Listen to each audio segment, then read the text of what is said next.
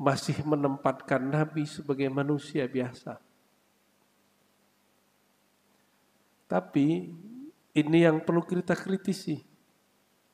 Ahli sejarah itu terlalu memanusiakan Nabi Muhammad SAW. Padahal beliau manusia la kal bashar. Manusia yang berbeda dengan manusia biasa. Walaupun beliau mengatakan ana basyarum mislukum, aku manusia seperti kalian. Itu sisi humanisme Nabi. Tapi di sisi lain beliau mengatakan, makanlah kalian kalau aku sudah diberi makan oleh Allah. Jadi Nabi kadang-kadang mengeluarkan sisi manusia yang bukan manusianya. Kalau ahli sejarah lupa itu. Ini perbedaan, Bapak Ibu silakan lihat hari ini sudah banyak buku terjemahan orang-orang Barat yang menulis tentang biografi Sayyidina Muhammad SAW. Kita perlu senang, saya biasa aja. Kenapa? Justru kita kecewa dalam beberapa hal. Mereka terlalu memanusiakan Sayyidina Muhammad SAW. Kadang-kadang juga su'ul adab kepada Nabi Muhammad SAW. Apa perbedaan antara ahli rohani dengan ahli sejarah baca kisah Isra Mi'raj? Isra Mi'raj itu terjadi berpas-pasan dengan wafatnya dua orang yang mencintai Sayyidina Muhammad SAW. Pertama istrinya Sayyidah Khadijah, yang kedua pamannya Sayyidina Abu Thalib. Saya sudah sampaikan kepada Bapak Ibu, saya mengikuti ulama Ahlus Sunnah sebagian yang tidak meyakini apa yang diyakini sebagian ahli hadis dan sejarah bahwa Abu Thalib itu kafir. Kami meyakini pandangan Ahlus Sunnah yang lain, yang juga ahli hadis dan ahli sejarah, bahwa terbukti secara sejarah Abu Thalib adalah pejuang dan beriman kepada Sayyidina Muhammad SAW. Oleh karena itu kita menyebut Sayyidina Abu Thalib. Ya. Dan kalau di negeri kita, ulama kita banyak yang berguru kepada Syekh Ahmad Khatib ya, Al-Minangkabawi yang berguru kepada Bakri Syata, ya, Mahfud Tarmasi, itu tinggal di Mekah semua itu. Ulama kita tapi tinggal di Mekah. Mereka punya guru, Syekh Bakri Syata punya guru namanya Sayyid Ahmad Zaini Dahlan Al-Makki Tsummal Madani. Sayyid Ahmad Zaini Dahlan ini zuriat Syekh Abdul Qadir Jilani. Beliau nulis kitab khusus tentang bahwa Abu Thalib seorang yang beriman. Ya. Namun ini tidak bagian dari iman. Bapak nggak percaya juga nggak masalah. Kenapa? Di rukun iman nggak ada percaya kepada Abu Thalib dia seorang beriman. Ada nggak? Ini hanya pembuktian sejarah, data. Kalau nggak ketemu datanya juga nggak apa-apa. Ya, karena wajar juga di Sahih Bukhari ada riwayat yang seakan menyebutkan Abu Thalib itu mati kafir, itu ada. Tapi itu yang dikritisi matannya teksnya oleh ulama akidah yang lain. Abu Thalib meninggal. Abu Thalib itu yang membackup Nabi Muhammad SAW dari gangguan orang-orang musyrik. Ya, khusus orang-orang Mekah disebut musyrik.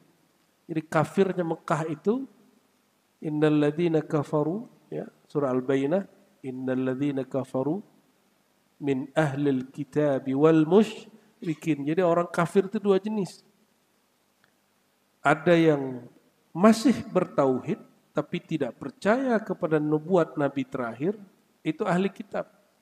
Ahli kitab itu percaya kepada Allah, tapi dia nggak percaya kepada Nabi Muhammad SAW, Nabi terakhir. Maka disebut kafir juga. Maka kufur itu nggak mesti seperti beberapa kawan-kawan kita yang terjebak kepada liberalisme yang sudah, ya, menurut saya sudah nggak pas ya.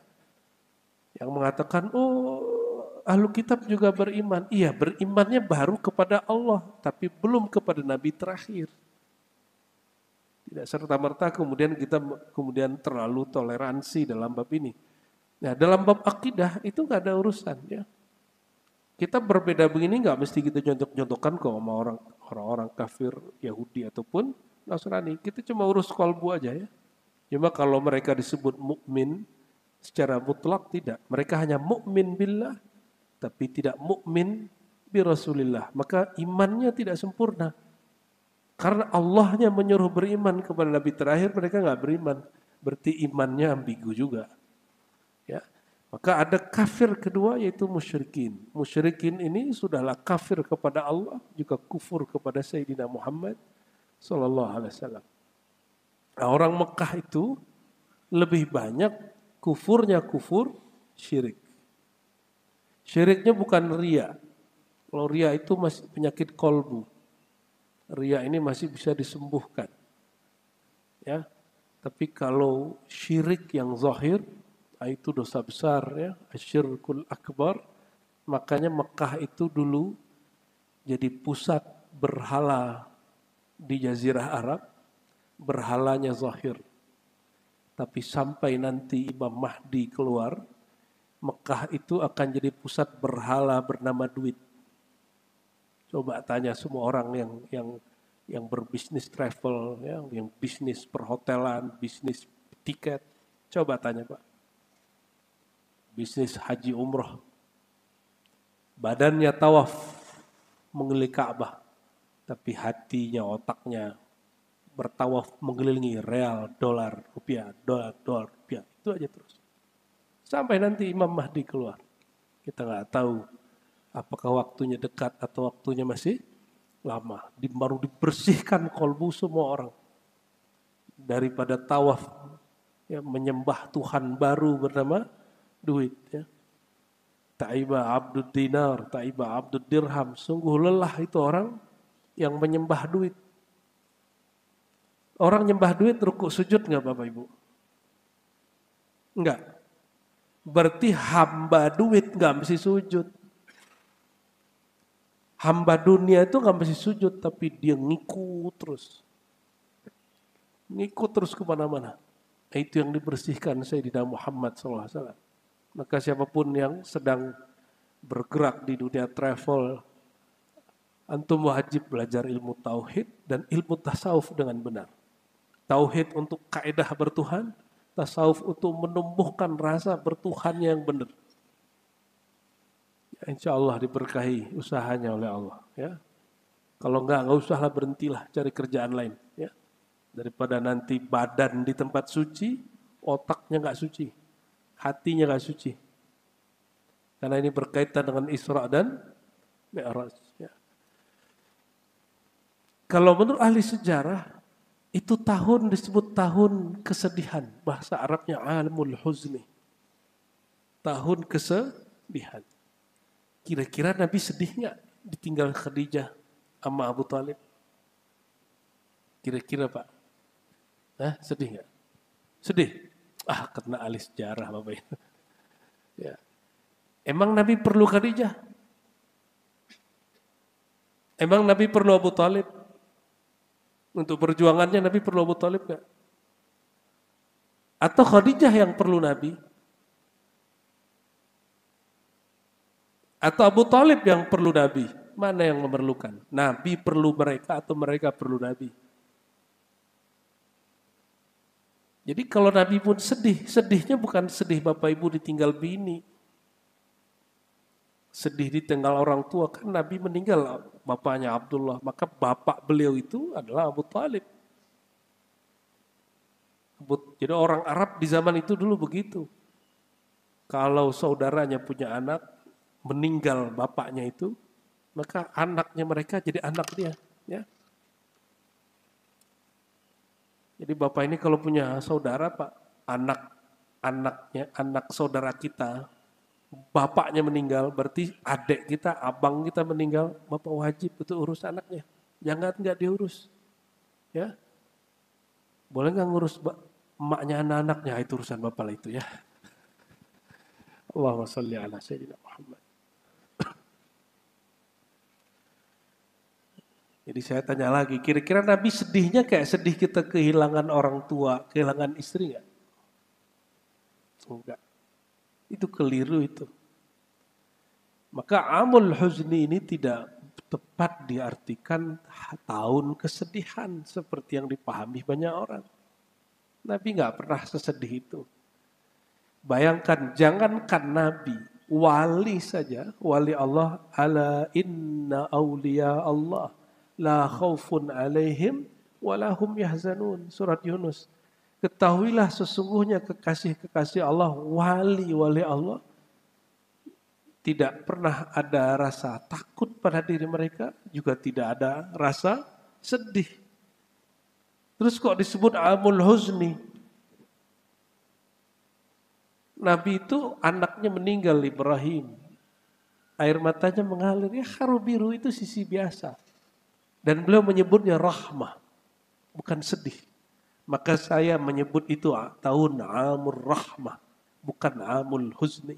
Tahun kasih sayang, bukan tahun kesedihan. Kenapa beliau pernah mengatakan waktu anaknya meninggal? Ya, matanya mengalir, ya. Atau ada juga riwayat kedua, cucunya meninggal. Nabi menangis. Para sahabat sebagian masih ada juga yang berhati keras. Apa kata mereka? Wahai Rasulullah, apa-apa nih kok nangis? Kan nggak boleh nangisin orang yang meninggal. Apa kata Nabi? Nggak begitu. Itu adalah dzalika, itu adalah rahmah. Wada'aha fi qulubi man syaa min ibadih. Yang Allah letakkan rasa rahmah itu, rasa sayang itu di kolbu orang yang Allah sayangi, orang Allah yang kehendaki. Sahabat mendengar begitu, dia menangisi dirinya. Kenapa? Jangan-jangan rahmah itu tidak ada di dalam dirinya. Maka dia menangisi dirinya karena tidak punya rahmah dalam dirinya. Jadi kalau saya nulis sejarah nanti Pak, ya Sirah Nabawi, semoga nanti juga ada buku tentang itu, ya, versi kekinian lah insya Allah. Kita menyebutnya Amur Rahmah, tahun kasih sayang. Sayangnya berpulang kepada yang maha sayang, Allah Subhanahu wa ta'ala. Sedangkan Nabi itu sendiri, beliau gelarnya rahmatan lil alamin, rahmat bagi alam semesta. Karena beliau itu orang paling penyayang. Wajar jika jangankan istrinya, ada seorang umatnya meninggal, itu beliau sedih. Sedihnya bukan sedih manusiawi, tapi sedih sayang. Beda ya, bukan galau, tapi dia lebih kepada sedihnya, sedih rahmah, ya, limpahan kasih sayang beliau kepada umatnya. Jadi ini yang perlu kita kritisi. Kitab sejarah itu bikinan manusia, kita boleh kritisi. Kalau Quran bukan bikinan manusia. Al-Quran diturunkan dari hadirat Allah Subhanahu wa taala. Mushafnya betul dicipta. Lembarannya, kertasnya, tulisannya dicipta. Tapi kalimah-kalimahnya, isinya, maknanya tidak dicipta. Dia langsung turun dari hadirat Allah Subhanahu wa ta'ala. Oke, clear ya? Jadi Nabi tidak pantas disebut lagi berduka cita. Gak pantas ya. Itu buku sejarah yang sekarang masih diajar di sekolah-sekolah. Perlu kita kritisi. Ya, perlu kita kritisi. Itu yang pertama. Yang kedua, tadi saya sampaikan bahwa itu terjadi 3 atau 5 tahun sebelum hijrah. Ini agak lumayan canggih Bapak Ibu. Di zaman itu belum ada buku sejarah, belum ada pencatat, tapi sudah dapat diprediksi 3 sampai 5 tahun sebelum hijrah.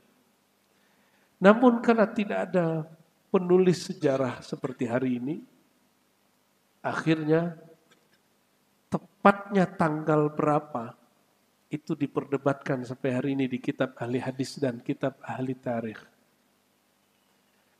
Lebih dari 7 riwayat yang menyebutkan kapan Nabi SAW berisra. Bulan Rajab pun ada beberapa riwayat, ya, ada yang tanggal sebelum 27, ada yang pertengahan, ada yang masuk ke 27 Rajab, ada yang bulan Sya'ban, nisfu Sya'ban, ada yang Ramadan, ada yang Muharram, macam-macam. Namun semua itu menunjukkan apa? Menunjukkan bahwa Isra itu betul-betul terjadi sebelum hijrah. Mereka sepakat semua itu terjadi sebelum hijrah namun mereka berbeda pendapat tentang tanggalnya. Jangankan zaman itu Bapak Ibu, ini sebagian Bapak ini sepertinya ada juga yang tahun lahirnya itu sebenarnya belum pasti. Cuma karena keperluan administrasi ditulisnya tahun sekian. Ya, sebagian kayaknya ada. Ada yang lahirnya tahunnya jelas, harinya nggak jelas. Ya betul nggak? Akhirnya karena keperluan Dukcapil dikasih juga lah tanggal berapa.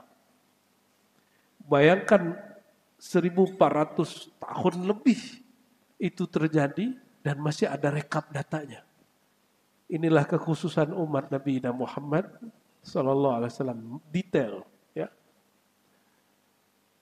Tapi tidak ada satupun ahli sejarah yang menolak bahwa Isra Mi'raj itu terjadi. Terus kok muncul perdebatan? Ya, Nabi itu Isra Mi'raj pakai jasad peruh. Hari gini masih bahas-bahas begitu aja. Itu sudah lewat. Ya udah lebih dari 10 abad yang lalu perdebatan itu udah selesai, kok diulang lagi. Tapi ya maklum karena manusianya terbatas, punya memorinya pendek, akhirnya kita bahas lagi tiap tahun. Ya. Nah kembali ke yang tadi. Jadi kira-kira tepatnya tanggal berapa? Tidak ada tanggal tepatnya Mi'raj, Isra Mi'raj itu. Kalimatnya adalah yang dipilih oleh ulama sejarah. Wal Mukhtar. Ya. Yang dipilih ahli sejarah adalah tanggal 27 Rajab. Karena ini terjadi sebelum Nabi hijrah, maka bisa diprediksi ini tidak dapat diperkuat oleh riwayat hadis manapun, karena hadis itu baru agak kuat Bapak Ibu setelah Nabi ke Madinah. Karena Mekah itu proses penerapan tauhid, Madinah itu proses penerapan syariat yang zahir. Jadi ahli fikih, ahli hadis itu baru fokus setelah di Madinah. Di Mekah rata-rata sejarahnya ditulis dengan kabar orang kedua.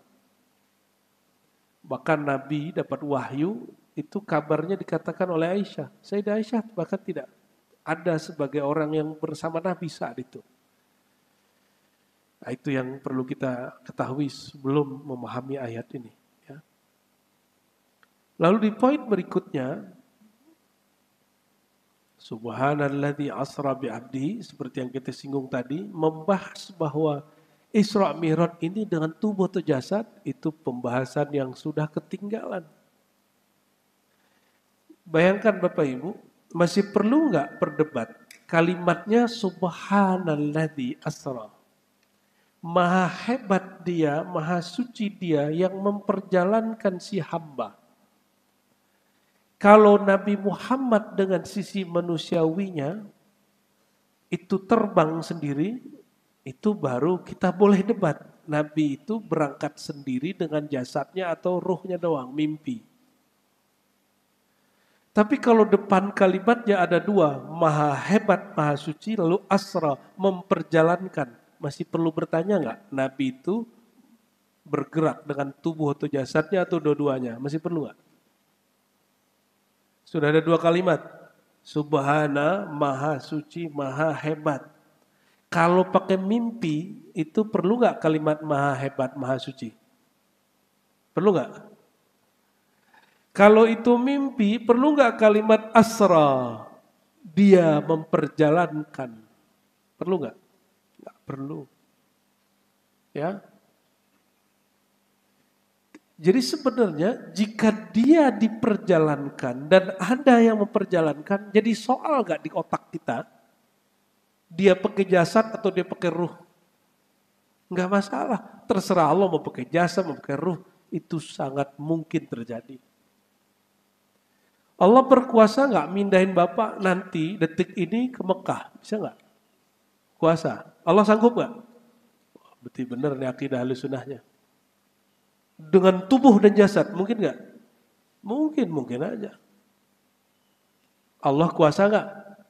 Nah, yang Allah yang maha kuasa itu menyebut dirinya maha suci, maha hebat. Dia Allah yang maha berkuasa itu telah memperjalankan si hamba. Gampang toh? Jadi orang kalau paham uslub ya, balaghah sastra Qur'annya sudah cukup sebenarnya. Nggak perlu pakai teori aneh-aneh Bapak Ibu. Teori cahaya ya boleh lah. Silakan mau bahas kuantum kayak apa, dentuman kayak apa terserah lah. Tapi saya nggak tertarik dengan itu. Ya. Kalau Al-Quran sudah berkalam, masih perlu kita pembuktian dari yang lain. Saya mau tanya Bapak Ibu, jika ada ayat belum terbukti secara ilmiah, Bapak meragukan ayatnya nggak? Ilmiah itu hasil ijtihad kita. Quran itu tidak ilmiah, nih pernah ya. Quran itu wahyu ilahiyah di atas ilmiah. Ngomong begini nggak usah takut kalau ada orang ngomong Quran tidak ilmiah. Betul, Quran tidak ilmiah. Quran itu wahyu ilahiyah di atas ilmiah. Ilmiah itu hasil kreasi akal dan eksperimen manusia. Gabungan akal, empirik, eksperimen disebut ilmiah. Ini bukan wilayah akal, ini bukan wilayah eksperimen, ini bukan wilayah ilmiah, ini wahyu ilahiyah. Maka wilayahnya bukan di akal, wilayahnya bukan di panca indera, wilayahnya bukan bahkan tidak di kolbu, wilayahnya bahkan sampai pada sir dan ruhani. Lebih dalam lagi daripada itu semua. Ya, oh nggak masuk akal, ya akal Bapak harus di-upgrade Pak ya. Saya sudah banyak jumpa wali Allah itu pindah seketika. Bapak boleh nggak percaya sama saya? Nggak apa-apa. Kita sering jumpa. Masih hidup orangnya. Masih hidup orangnya Pak. Dengan bismillah pindah tempat. Loh kenapa? Sayyidina Asif yang menjadi asisten Sayyidina Sulaiman itu bukan nabi, benar nggak? Dia hanya seorang wali. Dia bisa pindahkan istana Bilqis dalam sekejap. Wali umat Nabi Muhammad SAW dengan wali Nabi Sulaiman, kira-kira lebih tinggi mana Pak? Walinya umat Nabi Muhammad SAW. Cuma kita kan lagi nggak bertarung, bertanding dengan Bilqis, dengan jin ifrit, kita nggak perlu. Itu wilayah Nabi Sulaiman, bukan wilayah kita ya. Oke. Nabi Sulaiman memindahkan istana dengan melalui asisten dia Asif. Itu fisik nggak? Fisik nggak? Kira-kira kalau Allah lewat seorang wali bernama Asif memperjalankan, memindahkan satu istana besar dalam sekedip mata, masa mindahin Nabi Muhammad SAW gak sanggup dalam semalam. Nyambung? Ya, jadi pembuktian kita cukup Quran dengan Quran sendiri. Gak perlu pakai pembuktian-pembuktian ilmu hari ini. Tapi kalau ada yang mau pakai silakan. Ya, pakai film drama film anak-anak tuh loh, Flash. Silakan, tapi itu kan fiksi. Fiksi ilmiah itu sebenarnya ada hakikatnya. Cuma ketika dibuat film jadi seru, jadi ada hiburannya. Itu hiburan, bukan bab kerohanian. Bapak Ibu saudara-saudariku kalau Allah. Nabi Muhammad SAW disebutkan dalam hadis Imam Bukhari, kata beliau, 3 malam berturut-turut aku memperhatikan ada 3 malaikat bolak-balik dari rumah beliau ke Ka'bah. Nanti Bapak lihat kalau di Mekah itu di Masjidil Haram ada babun Nabi.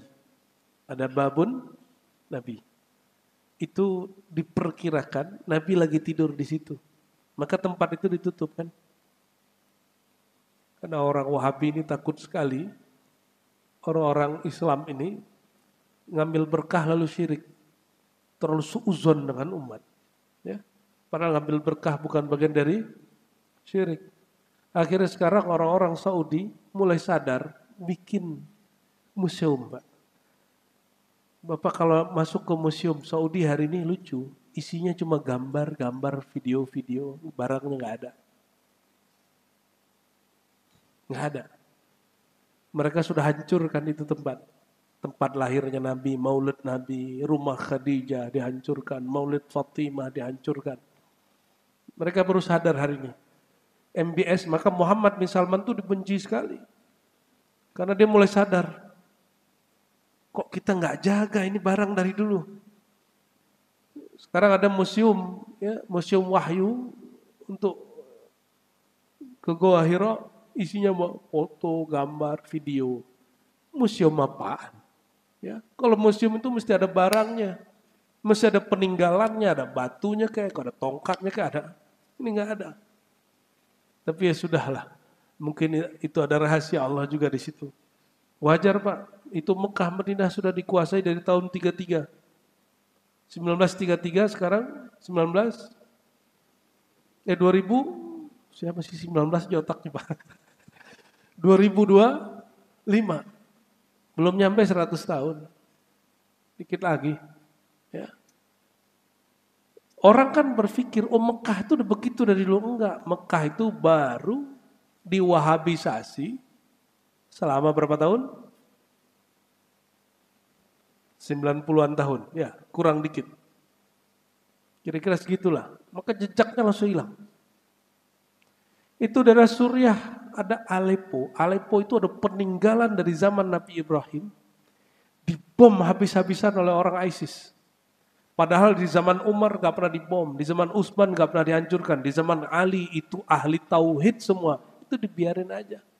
Karena jadi ibrah. Ini sama mereka dihancurin. Ini untungnya, ini saya dapat kabar baru ya, Taliban yang 22 tahun yang lalu dengan Taliban hari ini ternyata sudah beda Pak. Taliban yang berapa tahun yang lalu itu kelompok ekstremis, ya. Salafi jihadis, bukan salafi yang suka ngaji-ngaji, tapi salafi yang suka kafir-kafirkan. Yang Taliban yang 2 tahun lalu itu berkuasa sampai hari ini, saya buat gamis di Madinah, ternyata yang bikin gamis ini bahasa Arabnya bagus sekali, bisa bahasa Urdu, bisa bahasa Persia, bisa bahasa Turki. Saya tanya, di kampungmu sekarang ada berita, setiap hari kami dengar di TV-TV dalam bahasa Arab, pelarangan kitab Tauhid pendiri gerakan Wahabi. Muhammad bin Abdul Wahab. Oh iya katanya, kami Ahlus Sunnah bermazhab Hanafi dan bertarikat Naqsyabandi. Dia bilang gitu Pak. Akidah Ahlus Sunnah Maturidiyah. Ya, salah satu versi lain dari Asy'ariyah. Ada, ya semoga ini tanda baik. Coba biasanya begitu tuh nggak lama juga konflik lagi Pak. Ya nggak lama nanti konflik lagi. Ya semoga Allah kasih space lah. Amin ya Rabbal alamin. Ini belum masuk ini cerita Isra Mi'rajnya. Ya. Karena sudah banyak yang cerita, jadi cerita ini yang nggak diceritain orang. Apa kata baginda Nabi Muhammad SAW? Ketika aku di rumah Ummu Hani, kira-kira di bagian pintu babun Nabi itu ada malaikat sudah 3 hari 3 malam itu ngelirik nih pertanyaan. Nabi kok tahu? Karena beliau sudah Nabi. Dari kecil umur 7 tahun beliau pun dibeleh dadanya, dibuka dadanya, dibersihkan, beliau juga ngelihat. Ya. Dan sudah dibersihkan. Malam ketiga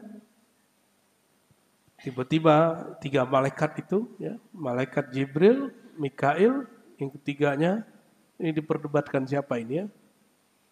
Ini malaikat ngangkat Nabi Muhammad SAW, diangkat ke depan Ka'bah lalu dibelah. Ini jangan dibayangkan ini pembedahan versi dokter. Dokter itu tubuhnya tubuh jasad. Tubuhnya tubuh tercipta dari saripati tanah. Tubuhnya malaikat tercipta dari cahaya. Kalau cahaya malaikat membedah dada orang, itu luka nggak orangnya? Nggak luka. Paham di situ? Jadi jangan dibayangkan Nabi ini luka dadanya. Karena yang membelah dadanya itu teknologi malaikat, teknologi nur. Diambillah jantungnya Nabi Muhammad SAW yang berkait dengan kolbu itu. Dilihat di situ ada 2 gores. Selevel Nabi masih ada 2 gores, Pak. Ini yang di depan saya ini berapa nih gores di kolbunya nih? Dan warnanya hitam.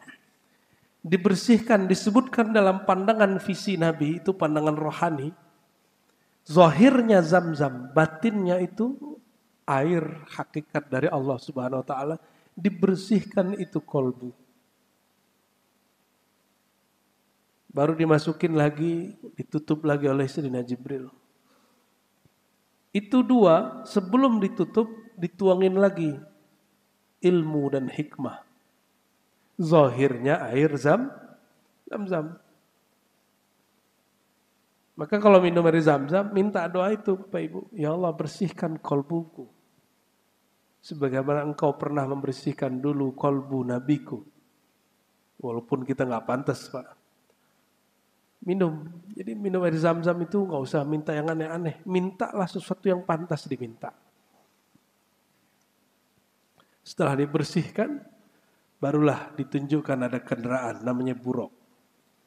Buruk ini Bapak Ibu itu kendaraan salah satu jenis hewan atau kendaraan wallahu alam yang ada di surga.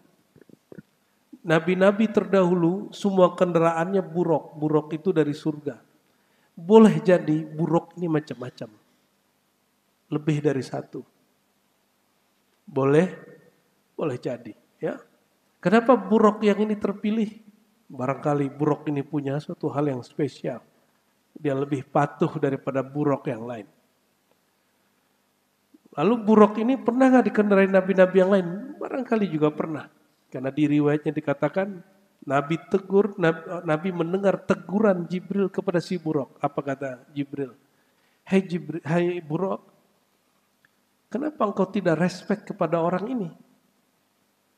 Tidak ada seorang pun nabi, makhluk yang lebih mulia daripada orang yang sekarang ada di punggungmu. Barulah si buruknya berkeringat. Begitu dalam hadis yang sahih. Lalu si buruk kata Nabi Muhammad SAW, beliau berkisah. Dia sejauh mana matanya memandang, sejauh itulah kakinya sampai. Ya kalau sekarang mungkin disebut jet ya, atau pesawat apa, wallahu a'lam. Maka naiklah beliau setelah sholat di Mekah, kemudian beliau naik. Sampailah di satu negeri, kata beliau, Zata nakhlin wa zar'in. Aku sampai di satu negeri yang punya banyak kurma dan tumbuhan. Di Mekah, Bapak yang sering umroh, itu ada pohon kurma yang normal nggak? Nggak ada ya? Adanya apa Pak? Gunung, batu, rumput-rumput yang nggak jelas ya. Baru beberapa tahun ini ketika mereka ambil tanah dari negara tropis, ditanam-tanamin. Tapi itu disiramnya tiap hari. Sampailah satu negeri yang banyak pohon kurmanya, lalu beliau disuruh turun, wahai Muhammad, sholli rakaatain, sholat 2 rakaat. Lalu kata Jibril, hai Muhammad, ini tempat engkau akan hijrah ke sana. Maka dalam hadis yang sahih yang lain beliau mengatakan, aku sudah dikabarkan kemana aku hendak berhijrah. Yaitu negeri yang punya kurma dan tanam-tanaman. Jadi Nabi sebelum hijrah, berarti kalau tadi benar 5 tahun atau 3 tahun sebelum hijrah, Nabi sudah dikabarkan hijrahnya kemana. Tapi kenapa Nabi masih hijrah ke Taif? Karena di Taif ini juga banyak pohon-pohonan, dikira di situ. Maka Nabi diusir di sana, selevel Nabi diusir, marah nggak Pak? Nabi nggak marah. Kalau Bapak ini diusir marah nggak? Ya, Nabi nggak dihargai, Nabi nggak melaknat. Tapi kalau Bapak ini tidak dihargai, mungkin Bapak pakai mantra-mantra sama doa kali Pak. Ya, untuk membalas orang itu. Baca wirid-wiridan biar ngancurin orang itu. Kalau Nabi Muhammad SAW, semua wirid tumbuh darinya. Beliau tidak pernah berwirid untuk menghancurkan orang. Ya. Terus sholat 2 rakaat di situ, itulah tempat yang sekarang kita sebut Masjid Nabawi. Itu Nabi dulu sholat di situ. Terus terbang, ya. Kata beliau, Ra'aitu Musa yusalli fi qabri. Marartu bi Musa wa huwa yusalli di qabri. Aku melewati kubur Musa, sedangkan ia sedang sholat di dalam kuburnya. Kita sudah sering kasih pertanyaan ini. Nabi Musa udah meninggal masih sholat. Itu sholat apa? Ya? Sholat syariat. Orang mati masih bersyariat nggak? Enggak. Itu sholat kemakrifatan. Sholat kurbah. Sholat karena kedekatan kepada Allah Subhanahu wa ta'ala. Ya, saya nggak tahu Bapak ini kalau meninggal sholat nggak di kuburnya? Apa tidur, apa disiksa, wallahu alam ya. Ya, semoga Bapak kalau masuk kubur malah ngaji ya. Nyari wali Allah, nyari Nabi di alam barzakh lalu ngaji di sana. Tapi di sono susah Pak mau ngaji. Mending di sini ngajinya sebelum meninggal. Ya. Cari ilmu ma'rifatullah sebelum meninggal karena nanti ditanyakan di alam kubur. Di alam kubur nggak ditanya sholat Bapak berapa. Itu hisapnya lain. Ada malaikat lain yang menghisap di kubur. Tapi yang ditanya di kubur dengan yang dihisap beda. Jadi perbedaannya kalau hisap bisa jadi sebelum pertanyaan itu. Kalau pertanyaan ini isinya 2 aja. Engkau kenal Allah, engkau kenal Rasulullah. Berarti ma'rifatullah, ma'rifatu Rasulillah. Ini yang ditanyakan di alam kubur. Nabi Musa masih sholat di kuburnya. Tapi yang aneh, nanti di langit ke-6 ketemu lagi Nabi Musa. Ya, kok bisa begitu? Ya suka-suka Allah. Yang bertubuh jasad pun bisa pindah dalam sedetik. Apalagi yang hanya bertubuh rohani.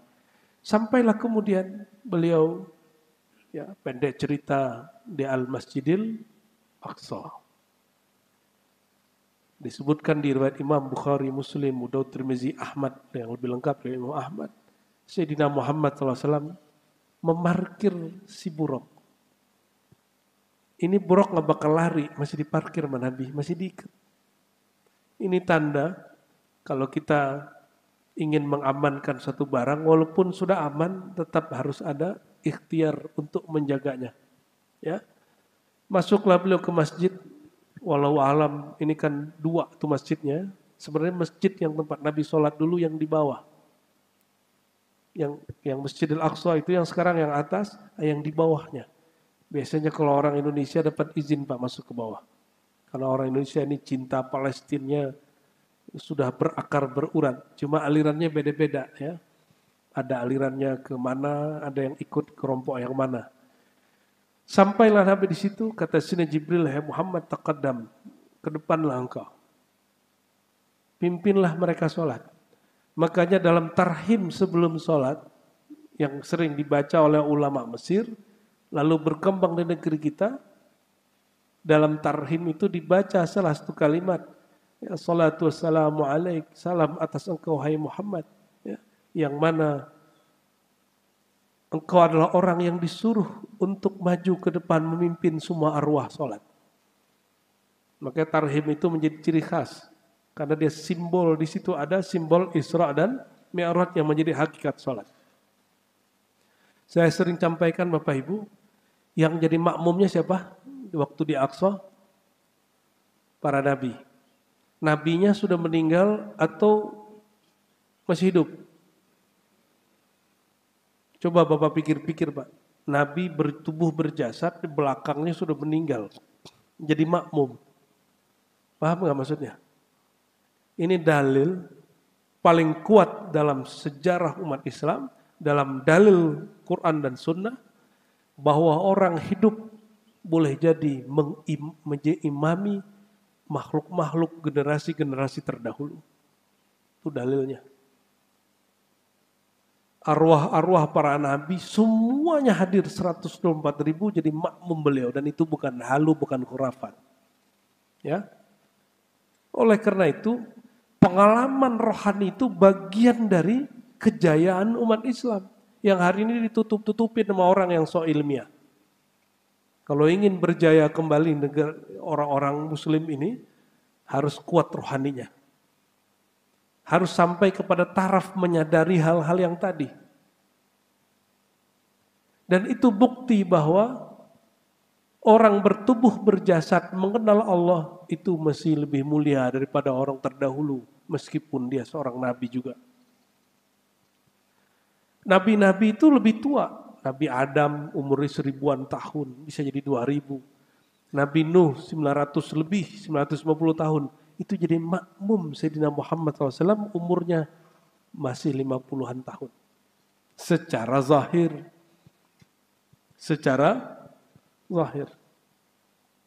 Jadi kalau ngikutin hadis, ya ummul qauma aqra'uhum li kitabillah.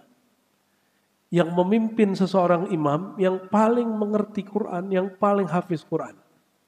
Jika mereka sama, yang paling tua. Yang paling apa? Tua. Nabi-nabi ini sama-sama mulia enggak?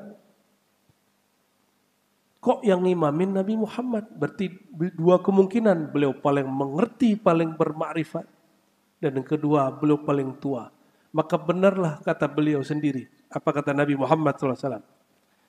Ana kuntu awalan nabiyyin. Aku nabi pertama. Nabi pertama bukan Nabi Adam. Siapa nabi pertama? Nabi Muhammad. Ayo revisi ya buku-buku kita. Buku-buku yang dipakai untuk anak-anak belajar di sekolah. Biar sesuai dengan sunnah Nabi. Sesuai dengan data-data yang diberi beliau sendiri. Yang paling mengerti jumlah Nabi siapa? Ya Nabi itu sendiri. Yang paling mengerti siapa Nabi pertama ya Nabi itu sendiri, bukan ahli sejarah. Secara ilmu sejarah Nabi pertama Nabi Adam. Emang situ tahu. Sebelum Nabi Adam siapa tahu ada Nabi? Ya.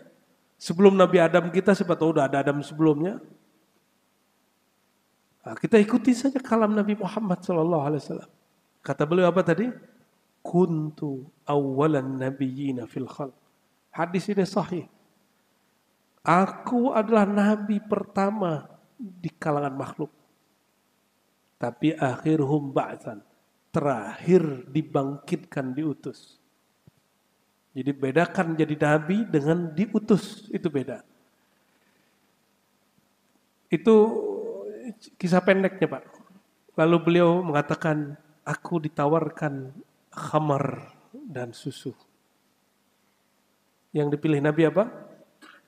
Susu. Lalu kata Sayyidina Jibril, sungguh engkau diberkahi ya Muhammad, asbab engkau minum susu. Ya, itu cuma simbol. Putih bening. Umatmu berilmu, bermakrifat. Untung Nabi gak pilih khamar. Ya. Bapak ini kalau dalam mimpi digoda cewek, kira-kira tergoda gak Pak? Dalam mimpi Pak. Kalau dalam mimpi ada susu, ada khamar, kira-kira minum yang mana? Ya. Ini coba anak-anak muda nih Pak. Ini kalau mereka nih mimpi, terus ngeliat cewek, terus diminat dikejar-kejar cewek itu nur kewaliannya padam. Tapi kalau dia takut, dia menghindar, insya Allah itu kalbunya oke itu. Walaupun zohirnya nakal juga. Zohir kita lain cerita ya. Sayyidina Muhammad SAW mengajarkan apa? Bahwa alam kerohanian, meskipun, nah ini Bapak Ibu perhatikan, kok bisa Isra Mi'raj begitu? Kok bisa Nabi melihat para Nabi yang sudah meninggal? Nah ini bagian akhir yang mau sampaikan pagi ini. Ketika Sayyidina Muhammad SAW dibersihkan kalbunya, di saat itulah beliau ini walaupun bertubuh zahir, tapi sisi rohaninya lebih ke depan daripada sisi akal dan jasadnya. Maka ia bisa melihat yang tidak terlihat oleh pandangan mata dan pikiran orang yang berpikir. Chipnya diganti. Ya, kata Allah Ta'ala, para aulia tidak mati, apalagi para dia, dibuktikan oleh Nabi Muhammad SAW sendiri. Gimana cara ceknya? Karena yang tidak mati itu adalah ruhnya. Jika ingin jumpa dengan mereka, kita pandangannya jangan lagi pandangan ini. Harus memandang bukan lagi dengan mata ini. Harus ini matanya, zahirnya mata ini. Tapi basornya sudah basarullah. Basornya pakai basirah. Pandangan kalbu.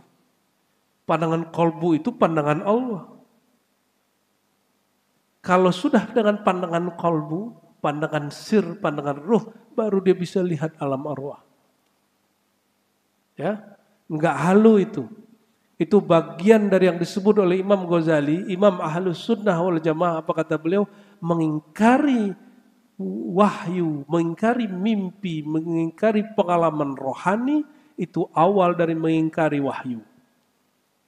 Jadi kalau ada orang mengalami itu, kita nggak tolak. Cuma setelah Nabi Muhammad SAW, apapun pengalaman rohani, itu tidaklah pengalaman kenabian. Itu hanya mubasyarat, hanya kabar gembira. Agama kita tidak dibangun dengan mimpi. Agama kita dibangun dengan wahyu yang penuh kesadaran. Maka Nabi lagi sadar, mengalami. Bukan lagi halu, lagi mimpi. Beda ya. Jadi jangan kemudian, Imam akhir zaman sudah mimpi Allah 1000 kali, nggak penting itu. Ya, kita nggak nyari orang yang tukang pemimpi. Kita cari orang yang punya kesadaran dalam keadaan dia sadar. Ya, punya pengalaman rohani dan dia masih sadar. Itu baru Isra, Pak. Belum Mi'raj. Ya, semoga nanti ada ustadz yang membedah Mi'rajnya ya. Namun pendek cerita, bumi itu Bapak Ibu ada sholatnya, ya enggak? Ada sholat dengan para nabi. Ketika di langit pertama dikisahkan hanya ketemu Nabi Adam. Tapi kira-kira nabi lain ketemu enggak? Ketemu lah Pak. Di setiap langit tuh ketemu semua nabi lagi. Ini nabi itu ikut semua. Di langit kedua muncul lagi nabi-nabi dan ngapain nabi di sana? Kalau dicerita hadis hanya terjadi dialog pendek. Tapi sebenarnya beliau sholat di setiap masjid. Kenapa? Setiap berhenti, karena riwayat awalnya dimanapun berhenti sholat 2 rakaat. Berarti beliau setiap tempat di langit itu beliau sholat. Maka beliau bercerita, ketika aku naik ke langit, di hadis Muhammad, aku lihat ada malaikat yang sholatnya cuma takbir. Ada yang sholatnya cuma zikir. Ada sholatnya cuma ruku, hanya sujud. Nah, Nabi menyempurnakan sholatnya para malaikat itu. Dan yang paling penting, ketika Nabi diajak naik ke langit pertama, langit kedua sampai ke-7, itu malaikat khazinus sama penjaga langit. Jadi langit itu ada malaikatnya Pak. Enggak sembarangan, jin enggak bisa tembus. Apa kata malaikat penjaga langit? Kamu siapa? Jibril jawab, saya Jibril. Itu Jibril sudah bolak-balik ribuan tahun Pak. Masih ditanya sama Satpam Langit. Ya. Jadi Bapak ini kalau kurang dihargai sama security ya dimaklumi aja ya. Emang tugas dia begitu. Siapa? Mau mana? Nah, itu emang tugas begitu. Berarti dia sukses menjadi security ya. Apalagi security negara ya, penjaga negeri. Agak galak-galak dikit, oh berarti dia benar, menjiwai sekali pekerjaannya. Kalau security-nya lembek ya nggak seru lah kita. Cuma security ini tahu diri juga. Ya, dia lagi berhadapan sama siapa ya? Kalau yang bermarifat. Itu malaikat nanya, kamu siapa? Jibril. Belakangmu siapa? Muhammad. Muhammad yang mana nih? Gitu Pak nanyanya. Karena sudah banyak yang ngaku Muhammad naik. Ditolak. Kata Sayyidina Jibril, waqad bu'itha ilaih. Itu Muhammad yang dikabarkan diutus. Ini malaikat sudah nunggu ribuan tahun. Orang yang akan diutus itu. Maka kata dia, buka. Ternyata kunci pembuka pintu langit itu nama Sayyidina Muhammad sallallahu alaihi wasallam. Ini yang paling penting, inilah hikmah Isra dan Mi'raj. Pengalaman rohani sehebat apapun, jika tidak ada tasdik percaya ke Nabi Muhammadnya. Tidak ada taslimnya, tidak ada sholawatnya, tidak ada makrifat kenabiannya. Itu yang disebut halu. Itu yang disebut ngayal. Itu yang disebut ilham syaitan. Namun jika ada makrifat kenabiannya di situ, ada sosok nabinya, ada nur nabinya di situ, insya Allah orang itu pengalaman rohaninya sahih. Ya, mesti bawa nama Nabi Muhammad ke sana. Jadi yang boleh mi'raj siapa? Muhammad sallallahu alaihi. Maka kita harus lebur dalam mencintai beliau, baru diundang ke langit sana. Baru rohaninya boleh jumpa dengan arwah-arwah suci. Sehingga benarlah kata Ghazali ya dalam Kimia Us-Sa'adah. Ini barang, ini ilmu tidak khusus untuk para nabi dan wali terdahulu. Bagi siapapun yang tasdik, yang percaya, yang mengikuti, yang taslim, dia akan diundang rohaninya dan akan mengalami apa yang dialami mereka. Akan melihat yang dilihat mereka. Perbedaannya satu hal, kata imam yang lain. Ya, kata Ibnu Arabi, kalau Nabi Isra'nya dengan jasad dan tubuhnya, sedangkan para aulia hanya rohaninya. Tapi boleh jadi imam akhir zaman itu yang bernama Al-Mahdi itu mirip-mirip juga Pak. Bisa jadi tubuh dan jasadnya juga. Karena Nabi Muhammad mengatakan, namanya namaku. Berarti kalau namanya namaku, tadi kita belajar ilmu nama kan? Bahwa nama yang bernama Muhammad boleh naik. Dan Nabi SAW mengatakan, imam akhir zaman itu ismuhu ismi. Nama dia, nama aku. Berarti dia diizinkan juga naik. Sebagaimana Nabi Muhammad SAW diizinkan naik. Dan itulah peristiwa penyempurnaan Nabi Muhammad SAW. Wallahu alam, mungkin juga imam akhir zaman itu diperbaiki zahir batinnya oleh Allah dengan cara rohaninya diangkat nanti sesaat turun-turunnya sudah berubah. Wallahu alam bis shawab. Semoga Allah panjangkan umur kita dalam taat. Jika tidak, semoga Allah panggil dalam keadaan husnul khatimah. Wa sallallahu ala sayyidina Muhammad. Allahumma ya rahman ya rahim ya karim ya azim. Ya man asra bi abdihi layla. Salli ala sahibil isra'i wal mi'raj. Sayyidina Muhammad. Allahumma ya Allah yang telah memperjalankan sang hamba. Sayyidina Muhammad dari masjid suci Masjidil Haram ke masjid suci Masjidil Aqsa. Sampai ke langit engkau tembus bahkan ke arasmu. Ya Allah, meskipun kami tidak pantas menceritakan beliau, menyebut-nyebut nama beliau, mengisahkan beliau, izinkanlah kami, pantaskanlah kami menjadi umat Nabi Muhammad sallallahu alaihi wasallam. Allahumma ya Allah, inna amanna bihi wa saddaqna bihi. Ya Allah, kami percaya dengan kenabiannya, percaya dengan kerasulannya, percaya dengan Isra dan Mi'rajnya, percaya bahwa engkau betul-betul memperjalankannya. Allahumma ya Allah, jadikanlah kami umat Nabi Muhammad yang mendapat berkah daripada minum susu yang telah beliau lakukan, yaitu al-ilmu wal hikmah. Jadikan kami umat yang penuh dengan ilmu dan hikmah. Allahumma imla' qulubana bil ilmi wal hikmah wa hassin wujuhana ya Allah wa hassin akhlaqana ya Allah. Hassin wujuhana bidhikrika bitawajjuh ilaik. Wahsin akhlaqana ya Allah bi'al akhlaq al-Muhammadiyah. Allahumma ya Allah, perbaiki diri kami, bersihkan wajah diri kami sehingga kami pantas menghadap kepadamu.